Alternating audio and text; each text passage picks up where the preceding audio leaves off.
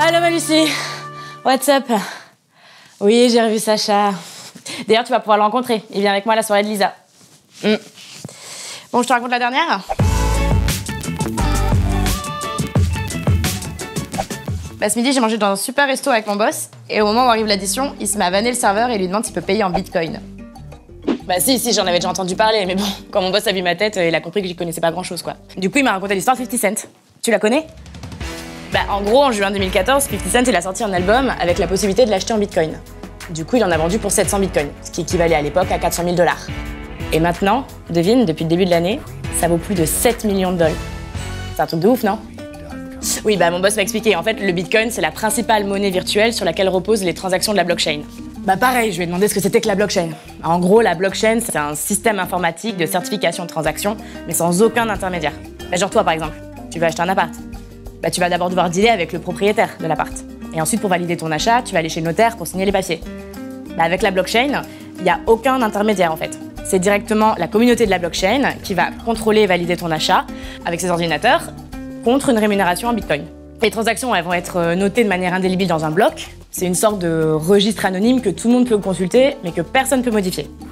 Et chaque bloc est relié à un autre bloc, d'où le concept de bloc et de chaîne. Blockchain. Tu sais, avec le bitcoin, il y a beaucoup de dérives aussi, hein, et du style pas cool, comme la vente de drogue ou d'armes. En plus, à la différence des monnaies qui sont émises par les banques, bah, le bitcoin, il n'y a pas de cours légal en fait. Du coup, bah oui, ça fonctionne uniquement sur le principe d'offre et de demande.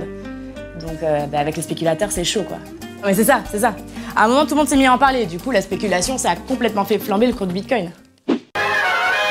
Début 2017, alors que le bitcoin existe depuis 9 ans, les crypto-monnaies s'évaluent autour de 20 milliards de $. Durant l'été 2017, le marché de la crypto-monnaie explose et se multiplie par 40 en quelques mois, pesant jusqu'à 1000 milliards de $. Coup dur pour les spéculateurs qui sont entrés en fin d'année, au moment où un bitcoin valait 20 000 $ et qui se retrouve début avril avec une valorisation de 7 300 $. Oh bah non, moi j'ai aucune idée de ce que va devenir le bitcoin. Ce qui est certain, c'est que le rôle des États va être clé dans l'avenir des crypto-monnaies.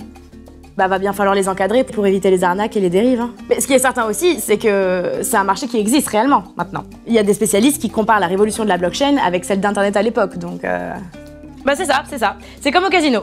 Tu rentres pour jouer en espérant gagner gros, mais tu ressors en constatant ta paume, même si à un moment tu gagnais, mais qu'est-ce que tu veux avec l'appât du gain, hein. Non, mais moi de toute façon, pour moi c'est pas du tout une manière de placer son argent.